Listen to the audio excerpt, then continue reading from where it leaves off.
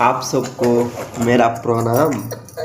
हम सुबह उठे पहले धरती का नमस्कार करते हैं, उसके बाद हमारा घर का सामने तुलसी माता है, उसका बाद हम तुलसी का प्रणाम करते हैं।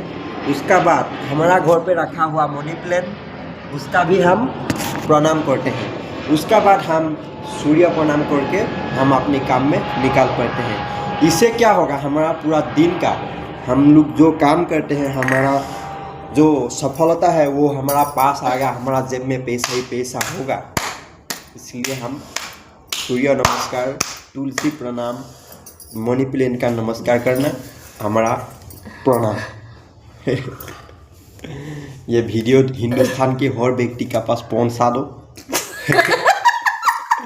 सबको बोलो सुबह उठे करो सूर्य नमस्कार और धरती प्रणाम, मनी प्लांट को नमस्कार करो, पैसा ही पैसा, तुलसी माता को भी प्रणाम करो। राधे राधे, जय श्री राम, जय श्री कृष्ण, हरे कृष्ण गोविंदे हरे मुरारी, हे नाथे नारायण वासुदेवायन। पागल।